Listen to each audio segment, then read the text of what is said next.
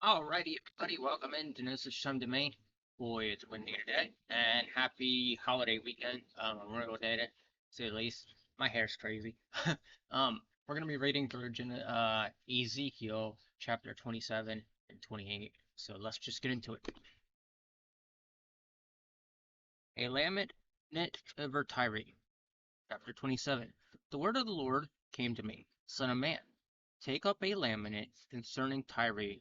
Say to Tyre, statute at the gateway to the sea, merchants of people on many coasts, this is what the sovereign Lord says. You say, Tyre, I am perfect in beauty. Your domain was on the high seas. Your builder brought your beauty to perfection. They made all your timbers of juniper and sinear. They took a cedar from Lebanon to make a mast of you, for you, of oak and bashan. They made your oars of cypress wood. From the coast of the cypress they made your deck adorned with ivory. Fine embroidery linen from Egypt was your sail, and served as your banner. Your awning were of blue and purple.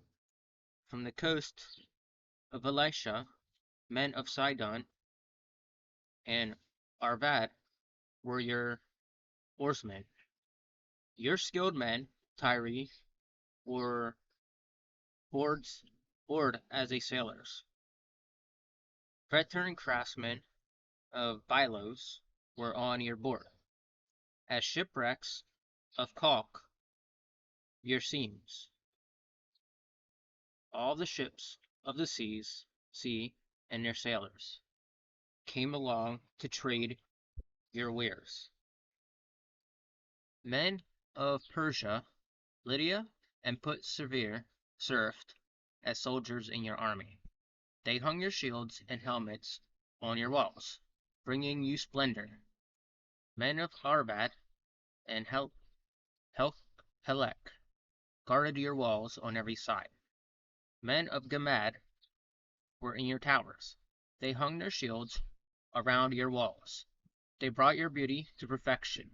Tarish did business with you because your great wealth of goods. They exchanged silver, iron, tin, and lead for your merchandise. Greece, Tubal, and Meshech did business with you. They traded human beings and articles of bronze for your wares. Men of Beth Togarmah exchanged chariot horses, cavalry horses, and mules for merchandise. The men of Rhodes traded with you, and many coastlands were your customers. They paid you with ivory tusks and ebony aram. Did business with you because of your many products. They exchanged turquoise, purple, fabric, embroidered work, fine linen, coal, and rubies for your merchandise. Judah and Israel traded with you. They exchanged wheat from Minnith and confection honey, olive oil, and balm for your wares. Dumachus did business with you because of many products and great wealth of goods. They offered wine from Helbon, wool from Zerah, and cask of wine from Izel in exchange for your wares, wrought iron, cassus, and calmus. Deben traded in saddle blankets with you.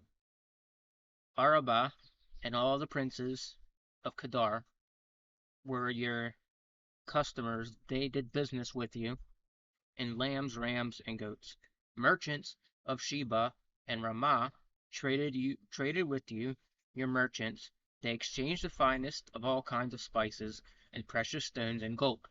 Haran, Cana, and Eden were merchants of Sheba, Ashur, and Kilmad traded with you. In your marketplace They traded with you beautiful garments, blue fabric, embroidered work, and multicolored rugs, with cords twisted and tightly knotted. The ships of Tarshish served as carriers of your wares. You are filled with heavy cargo as you sail the seas. Your oarsmen take you out to the high seas, but the east wind break you to pieces far out at sea. Your wealth, merchandise, and wares, your mariners and sailors and shipwrights, your merchants and all your soldiers, and everyone else on board will sink into the heart of the sea. On the day of your shipwreck, the shoreline will quake. When your sailors cry out, all who handle the oars will abandon their ship. Mariners and all the sailors will stand on the shore. They will raise their voice and cry bitterly over you. They will sprinkle dust on their heads and roll in ashes. They will shave their heads because of you and put on sackcloth. They will weep over you with anguish of soul, with bitter mourning. As they wail and mourn over you, they will take up a lament concerning you. Who was ever inclined like Tyre, surrounded by the sea? When your merchandise went out to the seas, you satisfied many nations with your great wealth and your wares. You enriched the kings of earth. Now you are shattered by the sea in the depths of water. Your wares are all your company have gone with you, down with you. All who live in the coastlands are appalled at you. Their kings shudder with horror, and their faces are distorted with fear. The merchants among the nations scoff at you. You have become you have come to a horrible end and will be no more. So what I got from that and what the Lord was saying is that like these people were treating their items so great that they were pretty much in the form of idols. And we all know from the past how God feels about idols. I was just talking to somebody about that today.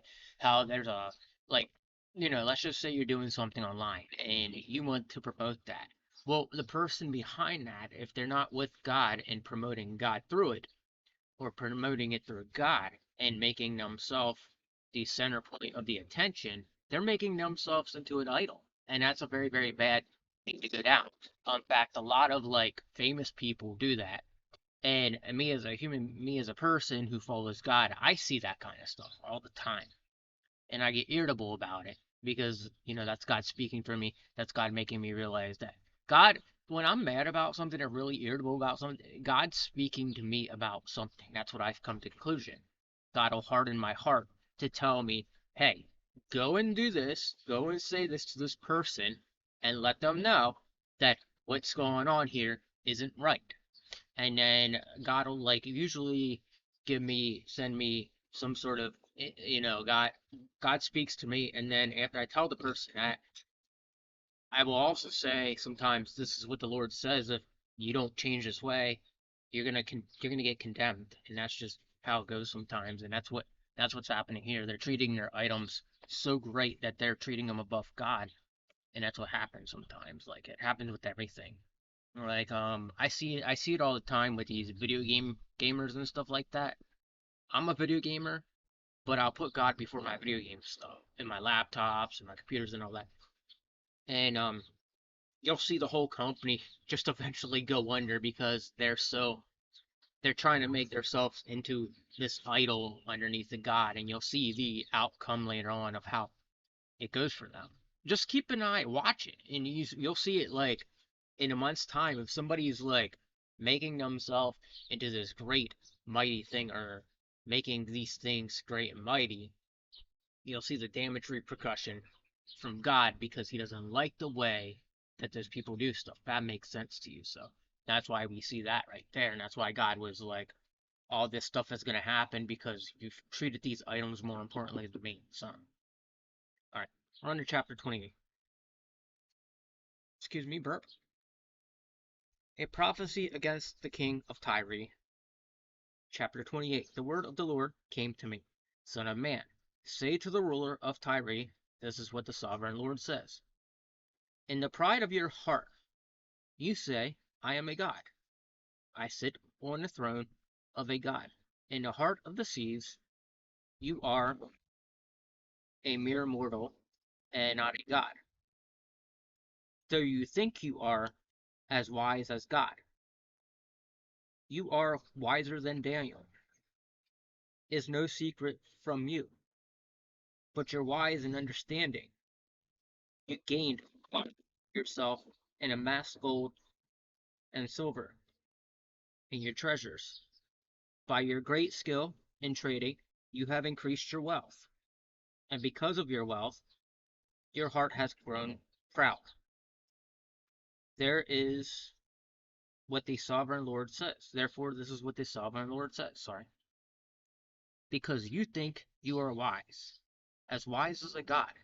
I'm going to bring foreigners against you. You're the most ruthless of nations. They will draw their sword against you. Beauty and wisdom and pierce your shining splendor.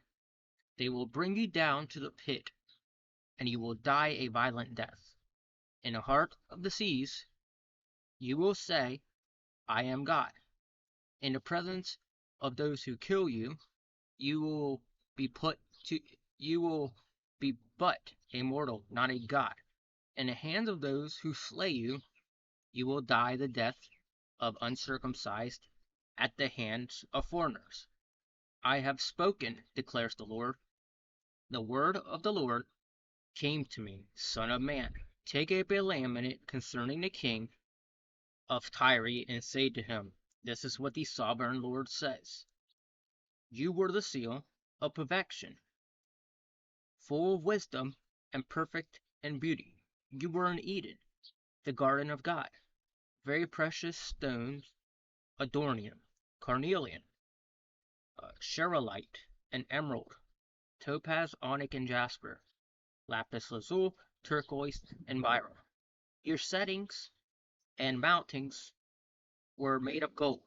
On the day you were created, they were prepared. You were anointed as a guardian cherub. For I ordered you, you were on the holy mount of God. You walked among the fiery stones. You were blameless in your ways. From the day you were created till wickedness found in you through widespread trade. You were filled with violence, and you sinned. I drove you in disgrace from the mount of God, and I expelled your guardian cherub from among the fiery stones. Your heart became proud on account of your beauty, and corrupted your wisdom because of your splendor. So I threw you to the earth. I made you a spectacle. I made a spectacle of you before the kings. And by your many sins and dishonest trade, you have desecrated the sanctuary. So I made a fire from you and consumed you. I reduced you to ashes on the ground. In the sight of all who were watching, all the nations who knew you are appalled at you. You have come to a horrible end, and you will be no more. Prophecy against Sidon. The word of the Lord came to me, Son of man. Set your face against Sidon, prophesy against her, and say, this is what the sovereign Lord says. I am against you, Sidon, and among you I will display my glory. You will know that I am the Lord. When I inflict punishment on you, and within you I am proved to be holy, I will send a plague upon you, and make blood flow in the streets. The slain will fall with you, the sword against you on every side. You will know that I am the Lord. No longer will the people of Israel have malicious neighbors who are painful bearers and sharpened thrones. They will know that I am the Lord's. I am sovereign Lord. This is what the sovereign Lord says. When I gather the people of Israel from the nations, They have been scattered. I will be proved holy through them in the sight of the nations. They will live in their own land, which I gave my servant Jacob. They will live there in safety and build houses and plant vineyards.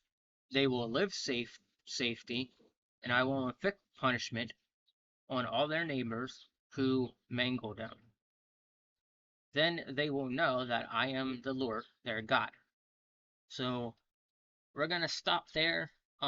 Again, this is just stuff that again, people when people get to that level of superiority, like let's just say again, they do something good online. Like I do something great online, and you never see me get the superiority level that most people would have. I see people promoting their stuff all the time, and they get this really, really bad attitude about them. And then I see a bunch of like horrible stuff throughout the way. And it just goes to show you that like being stuck up about stuff or thinking you're the greatest thing ever and being cocky about it isn't what the Lord wants. The Lord doesn't want you to try to think you're an idol. The Lord wants you to actually think you're an average person who's humble enough to be the person that you should be. You know, just remember, if you're doing good at something, remain humble because the Lord doesn't want to see you go off and become this arrogant person compared to what you were. And even after that, if you look at that, he was gonna send a bunch of people in to take over the land because he got tired of everybody living there being so unhumble about things. So again, going back to all this, yes, stand your ground. If somebody's picking on you or whatever, bullying you, stand your ground. God doesn't want you. God doesn't want you letting anybody hurt you or anything. Also praise to God. But when somebody is being too unhumble and you see them being stuck up, that drives me nuts. I say stuff about it, but at the end of the day, to each their own. But if you feel like you're good enough, and you feel like being a complete jerk about stuff and thinking you're better than everybody else, yeah, it's okay to celebrate, but it's not okay to make yourself into an idol underneath a god. That's just something that we should all know by now. But it's something a lot of us have trouble understanding because people love their fame. People love their fortune. People like stuff too much. And I will say this, my channel's pretty big. I've never felt more important than anybody, but there's people out there that try to make themselves more important than me. You know what I think about? I'm like, well, the Lord's gonna come back and get these people anyway to keep acting like this. It's all for show. And when people start getting cocky, that's when the Lord don't like it, and he punishes people like that. So, just some food for thought. Anyway, that's it for me today. You guys take it easy. God bless you, and have a wonderful holiday weekend. And I'll be back again. I'll be back in the next video with 29 and 30. So take it easy, and God bless.